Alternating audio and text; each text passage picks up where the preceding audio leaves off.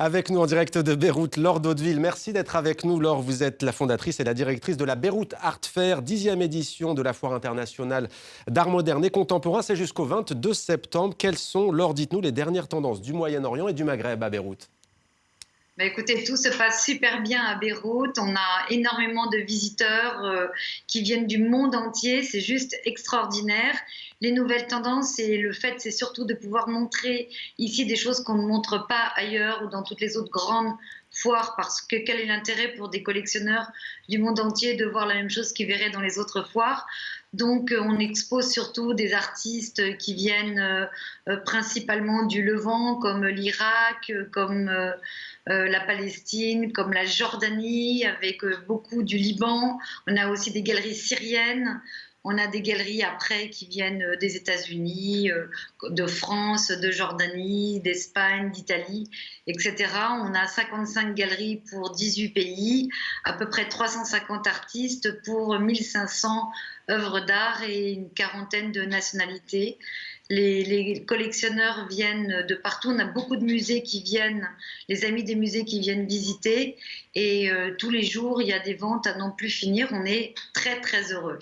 Et comme chaque année, Laure, pardonnez-moi de vous couper, merci beaucoup, Laure. Comme chaque année, il y a des nouveaux talents comme Lynn Codé, notre correspondant au Liban, Wissam Sharaf, l'a rencontré, reportage. Lynn Codé, artiste visuelle libanaise, participe pour la première fois au Beyrouth Art Fair. L'occasion pour elle de montrer son travail au sein de Revealing, une section dédiée aux artistes émergents. C'est un collage de plusieurs images, de plusieurs espaces qui essaie de créer cet espace initial qui est rêvé, qui hante. C'est de la poésie en images. Et là, c'est la première fois que je fais des objets. Cette année, un coup de projecteur est consacré à des œuvres d'artistes étrangers traitant du Liban, des orientalistes du 19e siècle à Andy Warhol ou David Hockney. Lynn, elle, est surtout interpellée par ces affiches de films de cinéma du siècle dernier. Je pense qu'on peut faire un grand travail d'analyse juste à partir des titres de ces films. Enfin, les espions qui meurent à Beyrouth, c'est assez hallucinant quand même.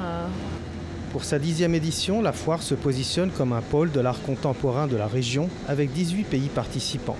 Au Liban, toutefois, des artistes comme Lynn ont encore du mal à faire entendre leur voix dans un environnement très compétitif.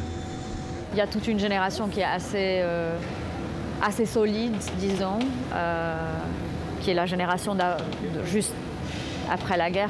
Puis après, il y a nous, on a d'autres préoccupations, on a d'autres angoisses, on a d'autres intérêts aussi. Et on vient après. Et c'est quand même difficile de percer. C'est difficile aussi d'être une femme, artiste. Avec 30 000 visiteurs attendus pour cette édition, Beyrouth Art Fair devrait être l'occasion de révéler au monde des talents en devenir, comme Lynn et ceux de sa génération. Et voilà pour la Beyrouth Art Fair. Merci beaucoup, Laure Daudeville, d'avoir été avec nous. Et à l'année prochaine, on l'espère, à Beyrouth.